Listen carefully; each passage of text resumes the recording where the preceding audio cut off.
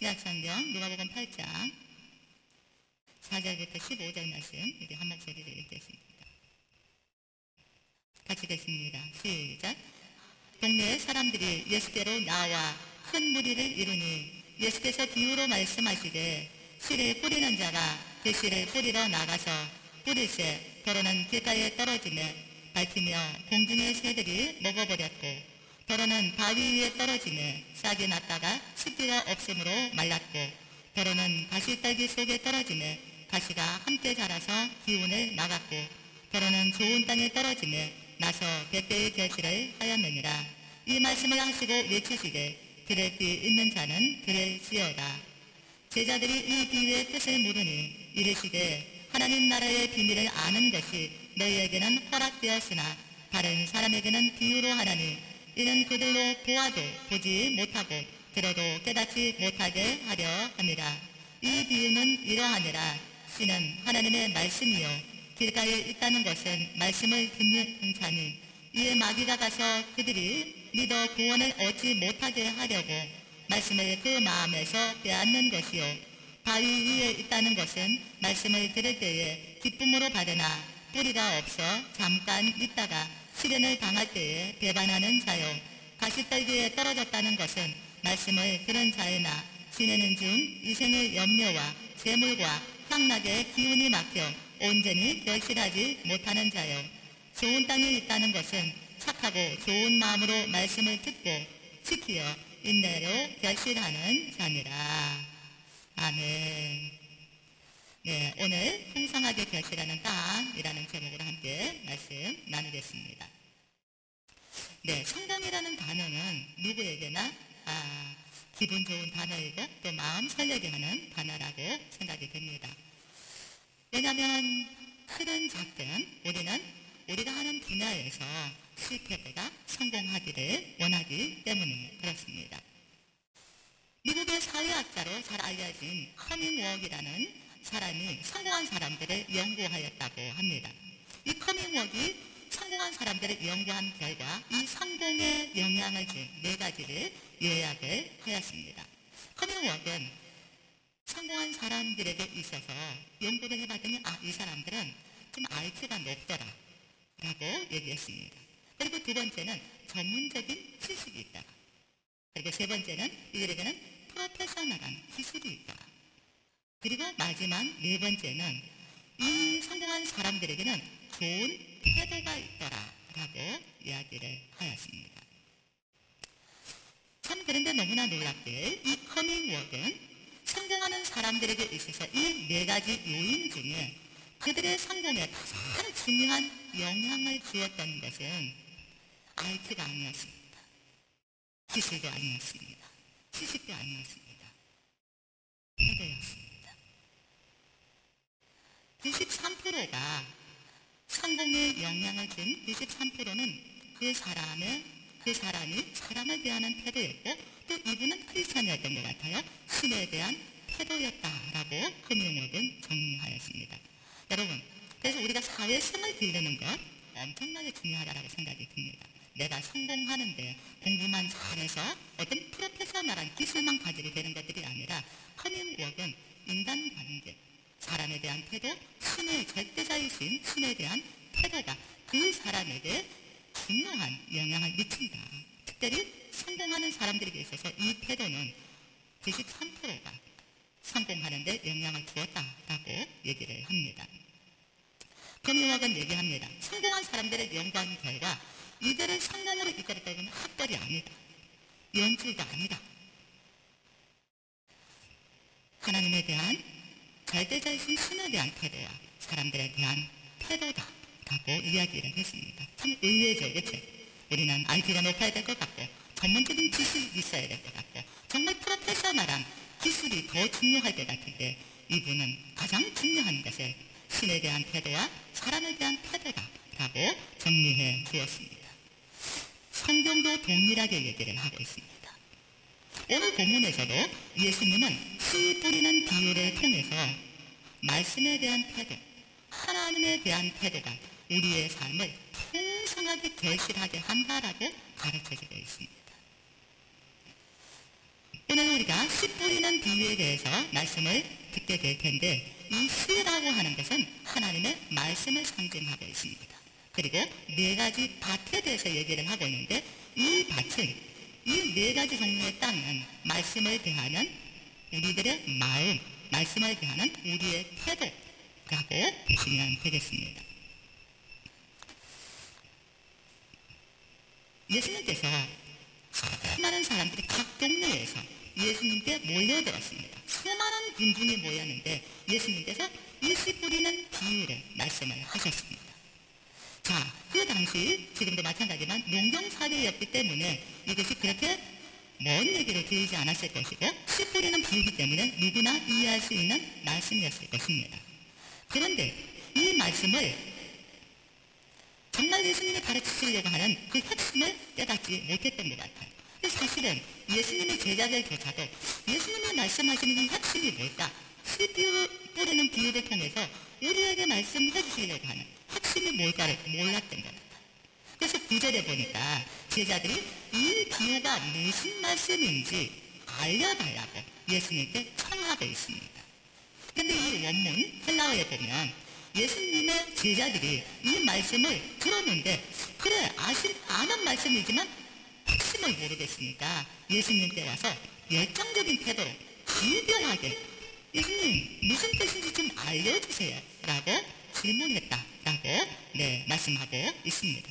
자, 그러면 네 가지 밭에 대해서 예수님이 가르쳐 주신 이 네 가지 밭도 우리의 태도에 대해서 한번 살펴보도록 하겠습니다. 4절, 5절, 그리고 12절을 읽겠습니다.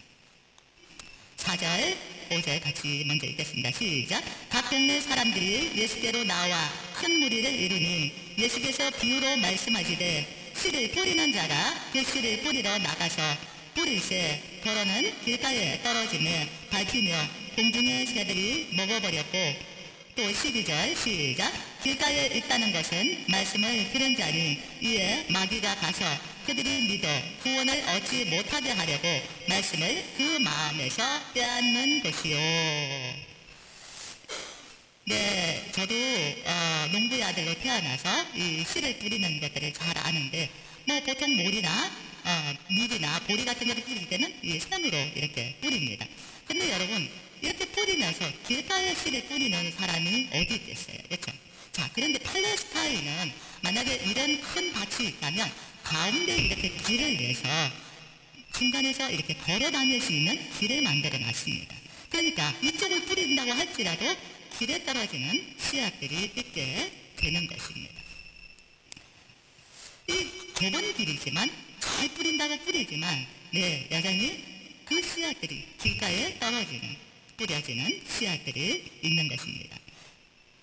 이 길가는 사람들이 많이 다니는 길이기 때문에 어때요? 딱딱하잖아요. 그렇죠? 씨앗이 거기에 이 뿌리를 내리지 못하는 그런 땅입니다. 12절에서 예수님은 하나님의 말씀이 길가에 뿌려졌다라고 하는 것은 말씀은 듣기는 들었지만 이 마음이 너무 길가와 같이 딱딱해져서 말씀을 뿌리를 내리지 못하게 하는 것이다 라고 얘기를 하고 있습니다. 자, 사람으로 비유한다면 하나님의 말씀에 전혀 관심이 없어요. 하나님의 말씀에 대해서 마음을 닫고 있는 사람들을 길가와 같은 마음으로 비유를 하고 있습니다. 여러분, 길가와 같은 마음을 가진 사람들이 어떤 사람일까요? 이 사람들은 그 마음에 하나님 주기를 싫어하는 사람들입니다. 로마서에 보니까 마음에 하나님 주기를 싫어하네라고 얘기를 하고 있습니다. 그래서 이들은 하나님의 말씀에 전혀 관심이 없는 사람들입니다. 그래서 정말 이 말씀을 가치있게도 여기지 않고 이 말씀을 내가 들어야 되겠다라고도 생각하지 않습니다. 길가밭과 같은 사람은 또한 무신론자들이다라고 생각할 수 있습니다. 신은 없다라고 생각하는 사람들은 하나님의 말씀에 대해서 귀를 기울이지 않습니다. 또 자신의 능력과 지식을 최고로 생각하고 살아가는 이 교만한 사람들은 하나님이 필요하지 않다고 생각하기 때문에 하나님의 말씀을 거부하기도 하고 들으려고 하지 않습니다. 여러분, 이렇게 하나님을 그 마음에 두기를 싫어하거나 하나님은 없다, 신은 없다라고 생각하는 무신론자들, 내가 능력 있고 지식이 있으니까 나는 하나님이 필요하지 않다라고 생각하는 사람들은 말씀에 대해서 마음을 닫아버리기 때문에, 또는 말씀을 거부하기 때문에 말씀이 그 마음밭에 뿌리를 내릴 수가 없는 것입니다. 결국 이들은 길가에 떨어진 씨앗들은 사람들의 발에 밟힌다라고 얘기를 하는데, 누군가에 의해서 밟히는 것이 아니라 사실 무신론자들이나 하나님을 마음에 두기를 싫어하는 사람들, 또 자기가 지식이 있고 똑똑해서 하나님이 필요 없다라고 생각하는 사람들은 다른 사람에 의해서 그 말씀이 밟히는 것이 아니라 스스로가 하나님의 말씀을 밟아버리는 것입니다.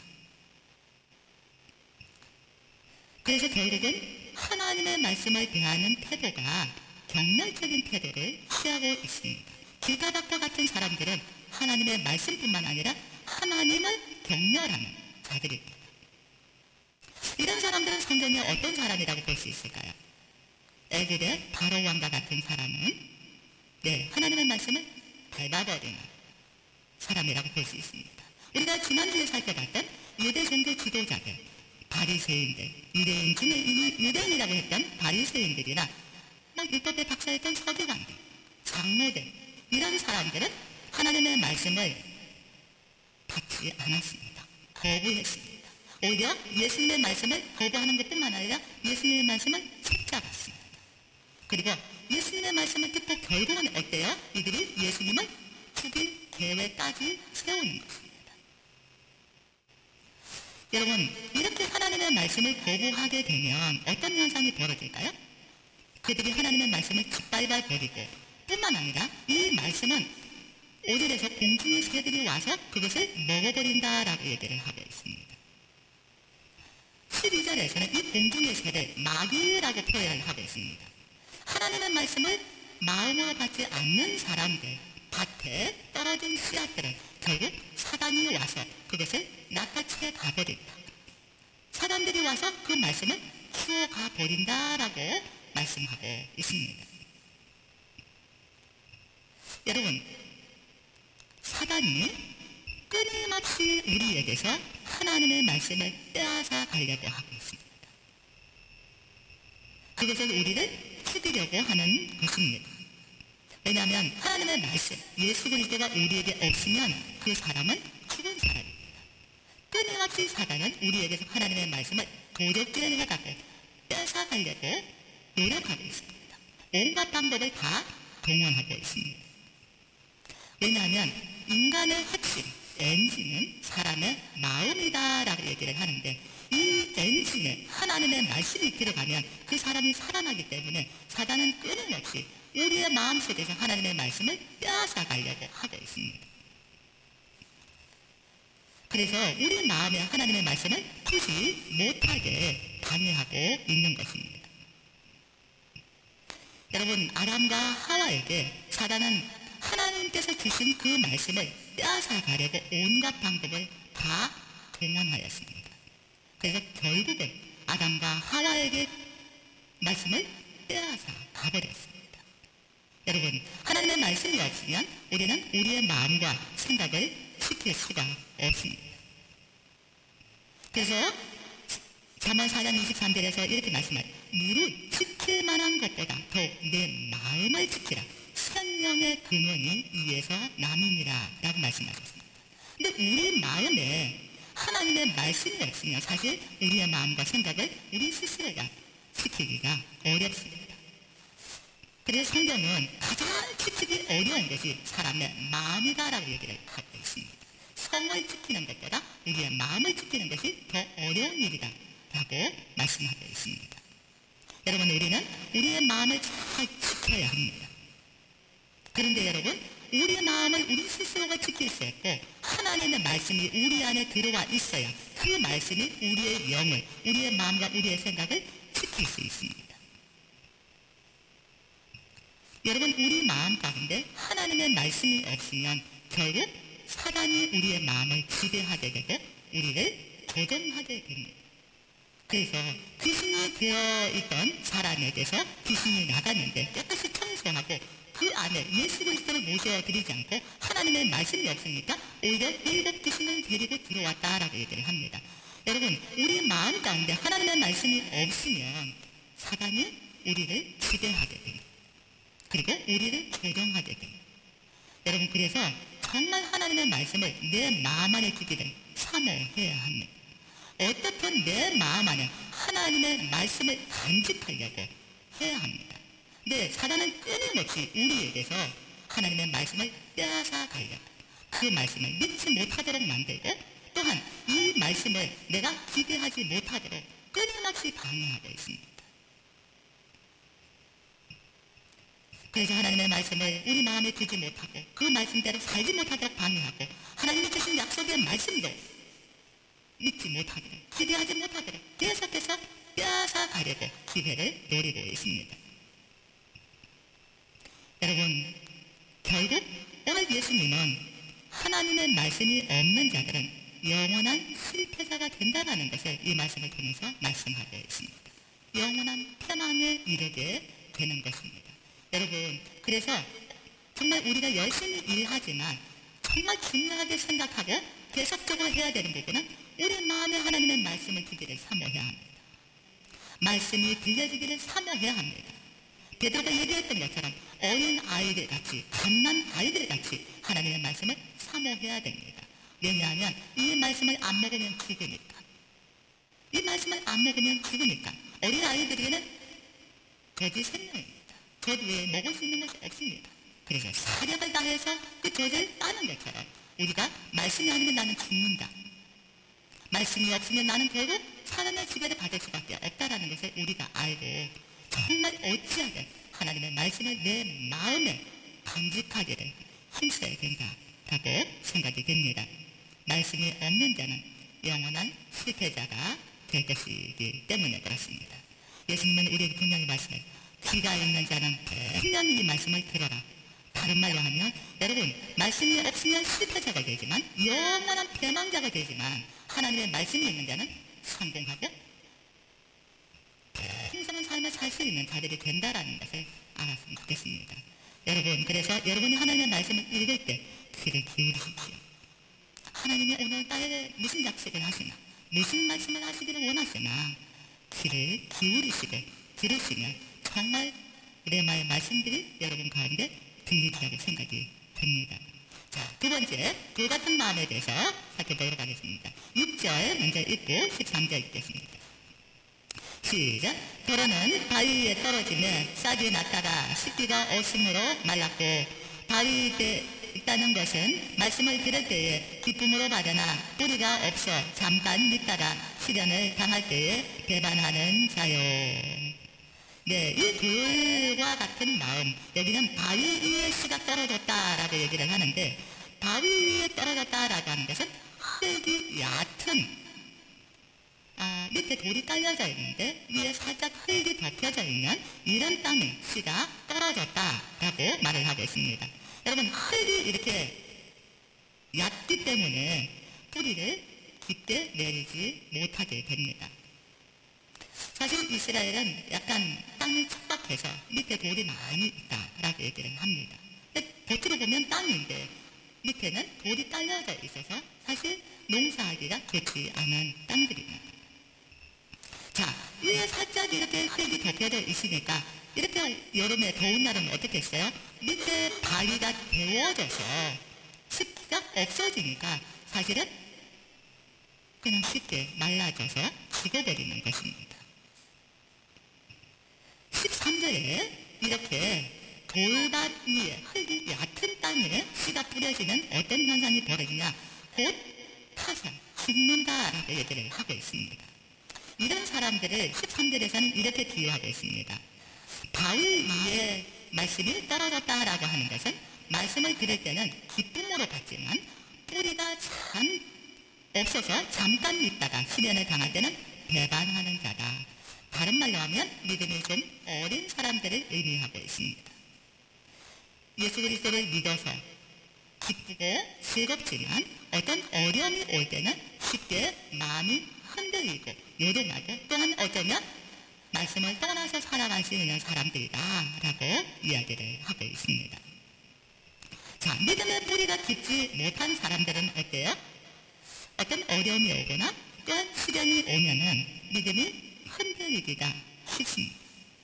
그래서 시험에 들기가 쉽습니다. 그래서 하나님께 받았던 은혜들, 하나님이 주신 약속의 말씀들을 내 마음에 간직하고 그 말씀을 붙들고 살아가기가 어렵다는 것. 하나님의 말씀들을 잊어버리고 자기가 하나님 앞에서 내가 이렇게 구원을 받았으니까 어떻게 살아야지라고 했던 이 결심들도 어쩌면 헌신짝처럼 버려버리는 경우가 있게 되는 것입니다. 성경에도 이와 같은 사람들이 있습니다. 이스라엘의 초대 왕이었던 이 사울 왕은 사무엘의 말을 통해서 하나님의 말씀을 들었습니다. 그래서 그는 그때 결심했습니다. 하나님의 말씀대로 순종하기를. 그런데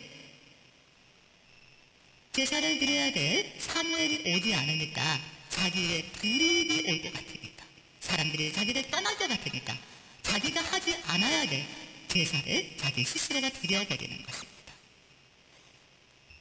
나에게 불이익이 올까봐 하나님의 말씀을 끝까지 지켜내지 못하는 것입니다. 자, 수많은 유대인들이 이런 사람들이 많았습니다. 오늘날 어쩌면 예수 그리스도를 믿는다고 하는 한국교회, 모든 세계교회 성도들 중에도 이런 사람들이 있을 수 있습니다. 자, 8장 1절에 보면 각 동네에서 수많은 사람들이 예수님께 몰려왔습니다. 그러나 이 수많은 유대인들이 예수님을 따라다녀서 떡도 얻어먹고 기적도 받지만 그들의 마음 깊은 곳에는 뭐가 있어요? 바위와 같은 것들이 깔려있는 것입니다. 그래서 예수님의 말씀이, 예수님이 행하신 일들을 보고도 예수님에 대한 믿음이 생기지 않는 것입니다.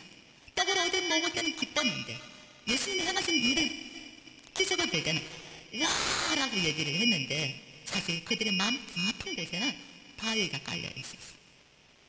그래서 예수님에 대한 믿음이 깊어지지를 않는 것입니다. 마가복음 6장에도 예수님이 나사렛 동네에서 기적을 많이 행하지 않으셨는데, 왜냐하면 이들이 예수님을 하나님의 아들로 믿지 못했기 때문입니다. 이 유대인들 안에 엄청나게 큰 바위가 있었는데 바로 예수님을 하나님의 아들로 믿지 못하는 불신앙이었습니다. 그들은 예수님을 그냥 마리아의 아들, 요셉의 아들로 취급해버렸습니다. 예수님이 구약에 예언된 메시아라는 이 믿음을 이들은 정말 깊이 있게 뿌리를 내리지 못했습니다.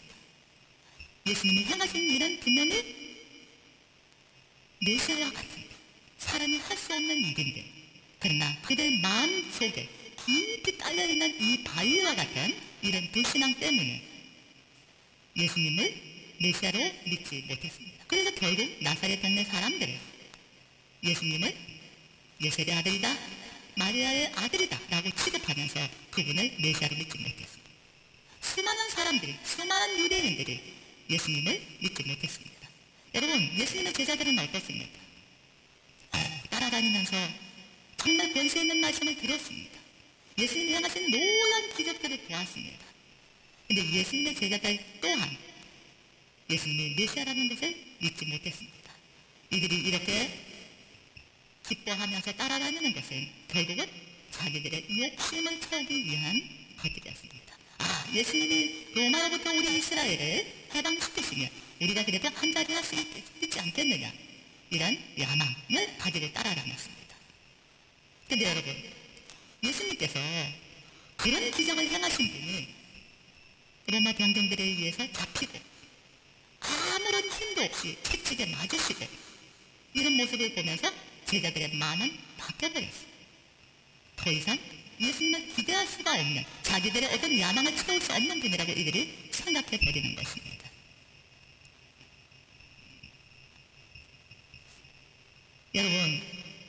여러분의 마음은 어떻습니까?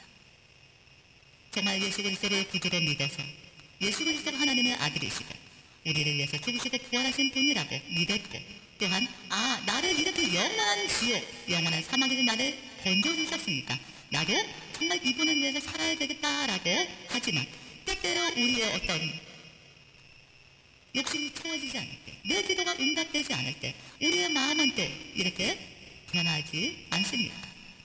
예수님을 향한 섭섭한 마음들, 또한 그냥 과거로 돌아가고 싶은 마음들, 이런 마음들은 없습니다. 우리의 마음들을 좀 잘 살펴보면 좋겠습니다. 내 마음은 변하지 않고 여전히 그분이 나에게 말씀하셨던 그 말씀들을 이루실 것을 내가 믿고 있는가? 그 말씀을 내가 지금 붙들고 있는가? 여러분, 우리 안에 인본주의라는 엄청난 바위들이 우리 마음 안에 깔려 있어요. 신본주의가 아니라 우리는 하나님을 몰랐던 사람들이라서 우리 마음 깊은 곳에 깔려있는 엄청난 바위, 깨어지기 어려운 이 인본주의라는 바위들이 깔려있어요. 하나님 없이 살아왔던 어떤 경험들을 토대로 한 완고한 부분들이 있습니다. 세상의 지식들을 통해서 내 안에 깔려져 있는 하나님의 말씀을 받아들이기 어려운 바위들이 깔려 있습니다. 이런 것들 때문에 정말 하나님의 말씀이 내 마음 깊은 곳에 뿌리를 내리기가 너무 어려운 것입니다. 여러분 안에는, 여러분 마음 안에는 정말 하나님의 말씀을 들었을 때 이 말씀이 뿌리를 내리지 못하게 하는 이 바위와 같은 이런 부분들이 여러분 없습니까? 여러분, 어떤 것들이 여러분이 하나님의 말씀을 들었을 때 그 말씀이 뿌리를 내리지 못하도록 가로막고 있는지 살펴보면 좋겠습니다. 정말 하나님의 말씀을 들어도 우리는 오랫동안 신앙생활을 했지만 우리 마음 가운데 이 깔려져 있는 돌과 같은, 바위와 같은 이런 방해물 때문에 하나님의 말씀이 깊이 뿌리를 못 내려서 신앙생활은 오래 했지만 조그마한 어려움이 있거나 조그마한 불이익이 올 때 우리는 그분을 원망하고 세상으로 돌아가게 될 수도 있게 되는 것입니다. 우리는 참 이렇게 연약합니다. 엄청난 은혜를 경험했고 그분이 하나님이라는 걸 알지만 우리 마음 가운데 깔려져 있는 이 바위가 아직 깨어지지 않아서 하나님의 말씀들이 우리 마음 깊은 곳에 뿌리를 내리기가 너무 어렵다라는 것입니다. 베드로를 생각해 보십시오. 베드로는 정말 예수님, 저 하여금 무리에 한번 걷게 해주십시오. 예수님이라면 저보고 물 위로 걸어오게 해달라고. 또 마태복음 16장에서 주는 그리스도시요 살아계신 하나님의 아들이라고 고백했습니다. 그런데 베드로는 어때요? 예수님이 붙잡혀 가니까 나는 그분을 모른다고 부인했습니다. 여러분, 우리가 늘 점검해야 되는 것은 우리의 마음인 것 같습니다. 우리는 배터리 점검은 잘하는 것 같아요. 배터리가 얼마만큼 남았지? 몇 프로지? 충전을 해야 되나? 안 해야 되나? 이런 것들은 굉장히 잘 챙기는데 내 마음의 배터리, 하나님의 말씀으로 채워져야 돼. 내 안에 채워져야 돼. 이 말씀의 배터리는 몇 프로인지, 얼마나 말씀으로 내가 채워져 있는지 이것을 점검하지 못하고 살아갈 때가 너무 많은 것 같습니다. 여러분의 마음의 배터리는 지금 몇 프로인 것 같습니다. 어떤 시험이 와도 환난이 와도 여러분 이겨낼 수 있는 이 말씀의 배터리가 충전되어 있습니까? 말씀이 없으면 정말 어려움이 오고 내가 불이익을 당하게 될 때 우리는 흔들리기 쉽습니다. 우리 인간이 갈대와 같아서 또 이런 속성을 가지고 있기 때문에 그렇습니다. 여러분, 말씀으로 여러분의 마음을, 여러분의 영혼을 계속 충전해 나가셔야 합니다. 이 말씀을 계속해서 충전해 나가야 이 말씀이 우리의 그 바위를 깨뜨릴 수 있습니다. 내가 말씀으로 충전을 하지 않으면 내 마음속 깊은 곳에 깔려있는 이 거대한 바위들이, 인본주의가, 내 교만함이 깨어지지 않습니다. 여러분, 우리 안에 있는 이 바위들이 어떻게 깨어질 수 있을까요? 베드로가 보니까 성령을 받고 나서 이 바위가 깨어지더라고요. 그렇죠? 성령은 헬라어로는 디나미스라고 얘기를 합니다. 성령은 능력이 있어요. 폭발하는 능력이 있습니다. 우리가 성령을 받으면 하나님의 말씀이 계속해서 우리 안에 채워지면 우리 마음 가운데 있던 이 바위들이 깨어지기 시작합니다. 때때로 여러분, 우리가 여러 가지로 흔들릴 수 있지만 계속해서 하나님의 말씀으로 여러분을 충전해 보십시오. 말씀으로 내가 정말 90%, 99%, 100% 충전이 되면 우리 가운데 있는 이 바위들을 깨뜨려 나갈 수 있을 것이라고 생각이 됩니다. 여러분, 앞들이 충전을 할 때 여러분이 이제 나를 말씀으로 충전해야 되는구나. 오늘 하루도 내가 하나님의 말씀으로 나를 충전해야 되는구나를 여러분이 기억하시면 좋겠습니다. 이 말씀이 여러분 우리 안에 있는 이 어마어마한 이 방해물들, 돌들을 깨뜨릴 것입니다. 베드로도 결국 성령을 충만하게 받고 나니까 그 바위가 깨어져서 하나님의 나라를 위해서 열심히 복음을 증거하다가 순교하였습니다. 오늘 하루 집에 돌아가셔서 여러분 자신을 충전할 수 있기를 바랍니다. 자, 세 번째, 가시떨기와 같은 밭인데 7절, 14절 같이 읽겠습니다. 시작. 더러는 가시떨기 속에 떨어지며 가시가 함께 자라서 기운을 막았고 14절. 가시떨기에 떨어졌다는 것은 말씀을 들은 자이나 지내는 중 이생의 염려와 재물과 향락에 기운이 막혀 온전히 결실하지 못하는 자요. 여러분, 척박한 땅에는 이 가시 돋은 식물들이 많이 자랍니다. 사막에 있는 식물들이 보통 선인장, 캡툭스라고 하는 이 가시가 있는 식물들이 많습니다. 이 팔레스타인 땅도 땅이 척박하기 때문에 가시가 돋은 이 식물들이 많이 자랐습니다. 그래서 어떤 학자는 22종류의 가시 돋은 이 식물이 그곳에서 자란다라고 얘기를 하였습니다. 자, 이 가시떨기에 하나님의 말씀이 뿌려지면, 씨가 뿌려지면 싹도 나고 꽃도 피고, 그렇지만 열매를 맺기가 쉽지는 않다. 정말 풍성한 열매를 맺기가 쉽지 않다라고 말씀을 했었습니다. 왜냐하면 이 주변에 가시와 같이 기운이 너무 왕성한 식물들이 있으면 영양분은 잡초들이, 이 가시떨기들이 다 빨아먹기 때문에 열매를 맺기가 어려운 것입니다. 사실 잡초들은 굉장히 생명력이 강하더라고요. 그래서 우리가 감자를 심어놔도 풀들이 훨씬 더 먼저 자라서 이걸 제거를 하지 않으면 그냥 감자들이 녹아버리더라고요. 그 자체에 의해서 녹아버려서 감자를 캘 수가 없어요. 그래서 저도 엄청나게 밭내로 자주 다녔어요. 맨날 일하러. 이 잡초들, 이 잡초들은 성장 속도도 더 빠른 것 같아요. 어떻게 그렇게 빨리 자라는지. 그런데다가 빨리 자라니까 햇볕을 딱 이 식물에 가려서 제대로 결실하지 못하게 하는 것입니다. 자, 가시떨기 위에 가시떨기와 같은 이런 마음에 하나님의 말씀이 뿌려지면 그 가시떨기가 하나님의 말씀을 이렇게 막는다, 질식시킨다라고 원문에는 얘기를 하고 있습니다.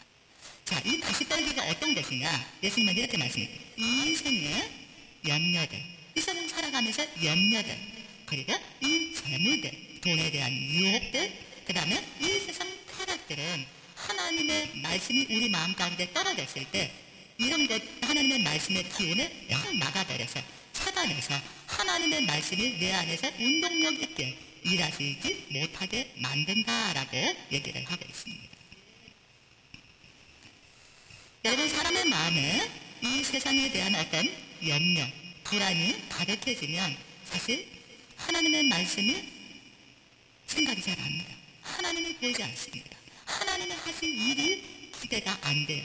걱정으로 꽉 차 있으면 정말 믿음이 어디 갔느냐, 이런 식으로 내가 믿은 하나님은 어디 갔고, 정말 홍해를 받았던 그 내가 믿는 하나님은 어디 갔는지 온데 간데 없어요. 여러분, 내가 어려움이 있어도 자꾸 그 문제를 묵상하지 마십시오. 그 문제를 자꾸 생각을 하다 보면 문제가 점점 더 크게 보여요. 점점 더 크게. 그래서 여러분 어떻게 해야 됩니까? 우리가 염려가 생기면 이 염려를 자꾸 밀어내고 하나님이 얼마나 크신 분인지, 하나님이 얼마나 전능하신 분인지, 얼마나 하나님이 나에게 정말 기적을 베푸시기를 원하시는지 자꾸 하나님을 생각해야 합니다. 그렇지 않으면 여러분 그 걱정에 내가 완전히 사로잡혀서 더 이상 하나님을 바라볼 수가 없습니다. 약속의 말씀을 내가 기대할 수가 없게 되는 것입니다. 그래서 성경은 끊임없이 염려하지 말라라고 말씀을 하십니다. 예, 이 염려가 우리에게 들어오면 하나님의 말씀이 그냥 녹아버려요. 그 식물이 이 가시떨기에 녹아버리는 것처럼 하나님의 말씀이 없어져버려요. 우리는 어떤 걱정을 많이 합니까? 무엇을 먹을까? 무엇을 입을까? 다 이거예요. 그렇죠? 어쩌면 조금 더 좀 좋은 차를 탈까? 어쩌면 좀 더 넓은 집에서 살까? 어쩌면 조금 더 그럴싸한 음식을 먹을까? 우리의 걱정이 다 여기더라고요. 여러분 우리 인생 살아가는 데 있어서 우리가 직접이 않는 이 의식주의 문제예요. 굶고 있지 않으면 늘 감사해야 합니다.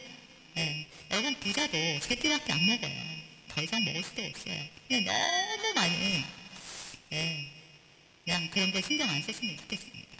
여러분 혹시 여러분이 염려되는 부분이 있다면 그거를 자꾸 생각하시면 안 돼요. 그런 묵상하시면 안 됩니다. 점점 눈덩이처럼 걱정이 더 커지고 하늘이 무너질 것 같고 잠도 안 오고 밥맛도 없어집니다. 걱정이 오면 자꾸 하나님을 바라보려고 해야 돼요. 이 가시떨기가 나를 막으려고 하지만 어떻든 내 시선을 하나님께 드리려고 해야 합니다. 어떻든 내 마음과 생각들을 사로잡아서 하나님의 말씀을 붙들려고 해야 합니다. 또 우리 안에 있는 말씀이 질식시키는 것을 예수님은 뭐라고 말씀하냐면 재물, 돈에 대한 욕심, 탐심들이 결국 하나님의 말씀이 내 안에서 역사하지 못하도록 한다. 결국 여러분 우리가 돈을 사랑하게 되면 우리의 마음을 거기다 홀라당 다 빼앗기기 때문에 하나님을 사랑하거나 하나님의 말씀을 사랑할 수 있는 에너지가 적어집니다. 근데 이 세상은 계속해서 뭐라고 얘기를 하고 있습니까? 돈이 최고다. 돈이 있으면 이 사람은 성공한 사람이다. 돈이 없으면 이 사람은 실패자다라고 하는 경향들이 있어요.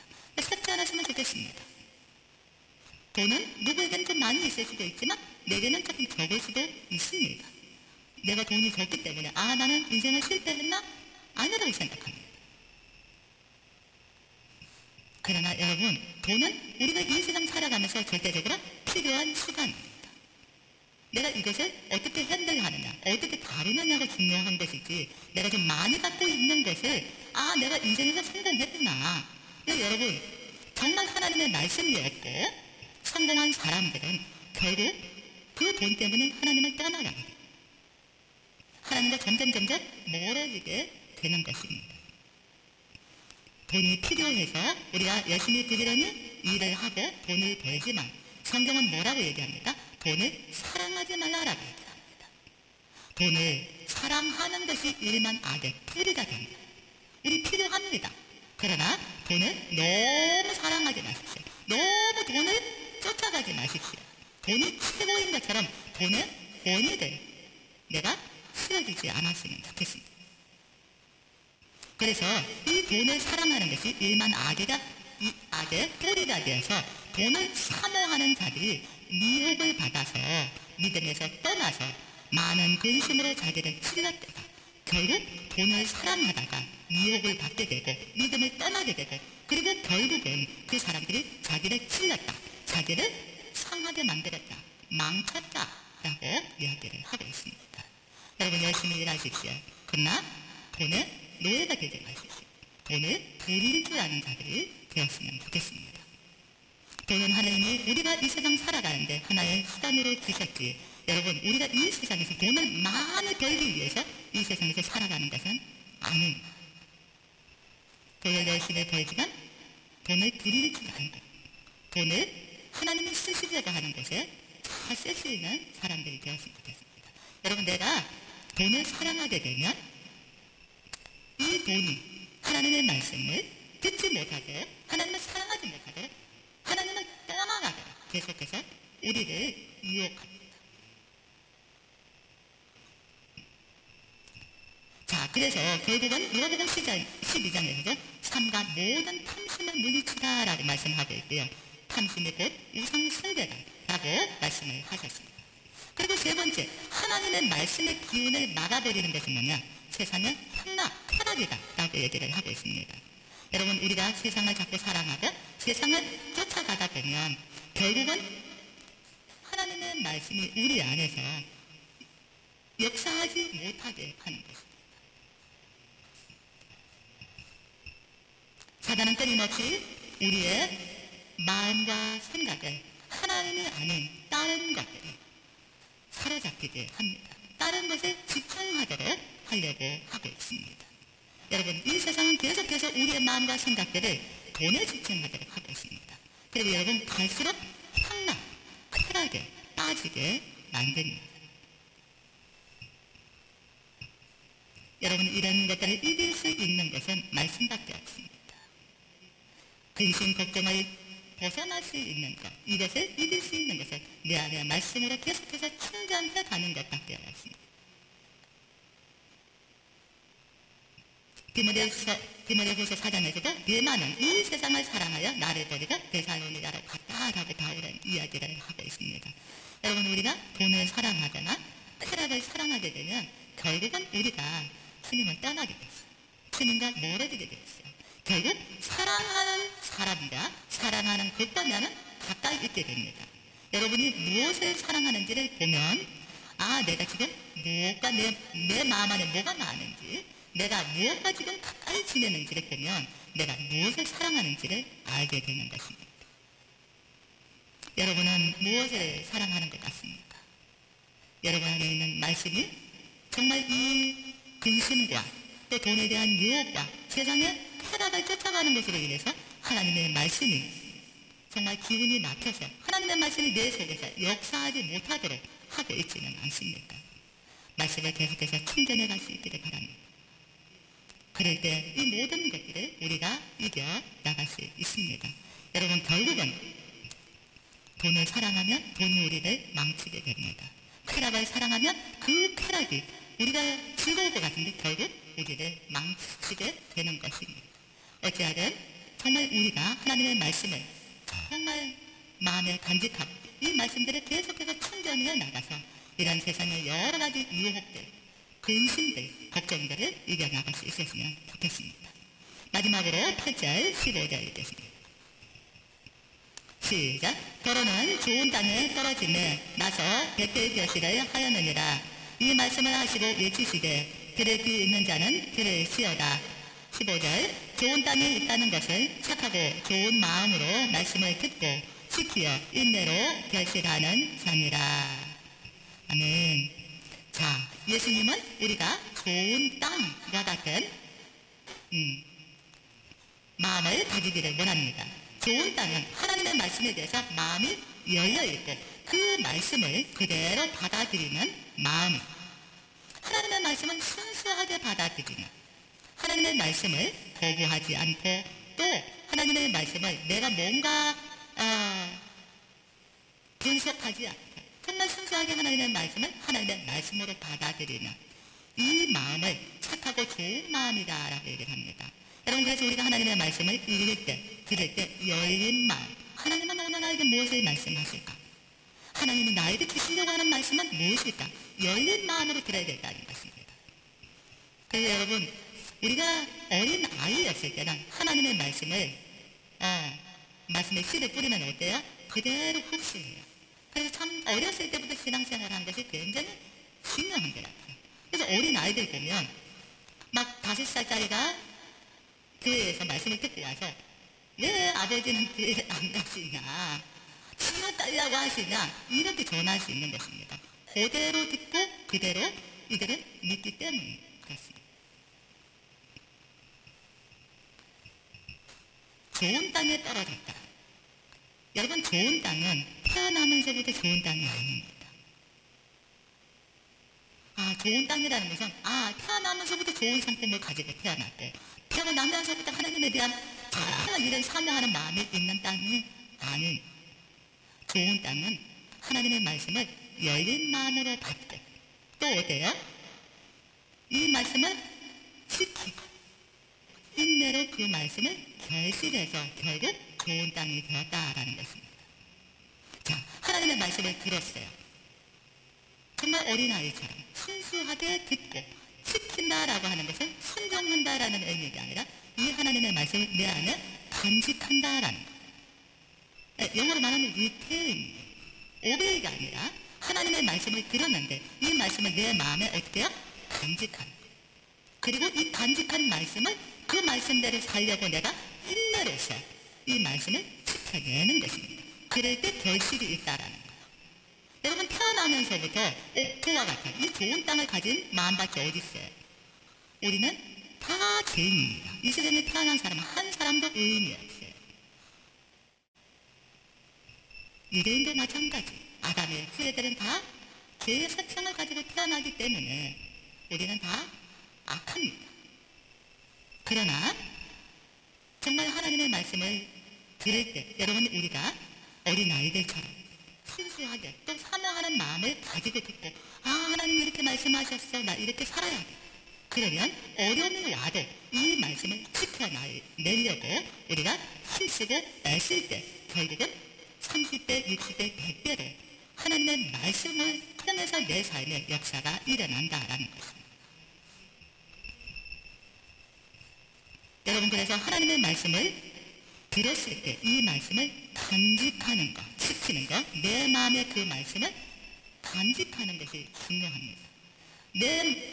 내가 들었던 말씀이 내게서 싹 날아가 버리고 사단이 빼앗아 가버리는 이런 말씀이 안 되고 내가 어떻든 내 마음에 이것을 꼭 붙들고 있어야 된다는 거예요. 내 마음에 자꾸 새겨야 된다는 거예요. 그리고 이 말씀을 지키려고 인내해야 된다. 여러분 우리가 하나님의 말씀을 정말 순수한 마음으로 듣고 기쁘게 들었지만 반드시 하나님의 말씀을 자꾸 빼앗아 가려고 하는 존재가 있기 때문에 우리가 유혹을 당할 때가 있습니다. 시험이 올 때가 있습니다. 하루아침에 좋은 땅이 되지는 못할 수 있습니다. 그러나 하나님의 말씀을 듣고 내가 그 말씀을 간직하고 이 말씀대로 자꾸 살려고 노력할 때 우리의 마음밭은 점점 옥토가 되어갈 수 있습니다. 여러분 성경에 나타난 하나님이 정말 칭찬하시고 하나님이 인정하시고 쓰셨던 사람들은 옥토와 같은 마음을 가진 사람이었습니다. 그러나 이들이 처음부터 그런 것은 아니었어요. 다니엘도 유대 땅에서 하나님의 말씀을 잘 배웠어요. 그런데 감사하게 이 다니엘은 하나님의 말씀을 마음에 간직했던 사람이에요.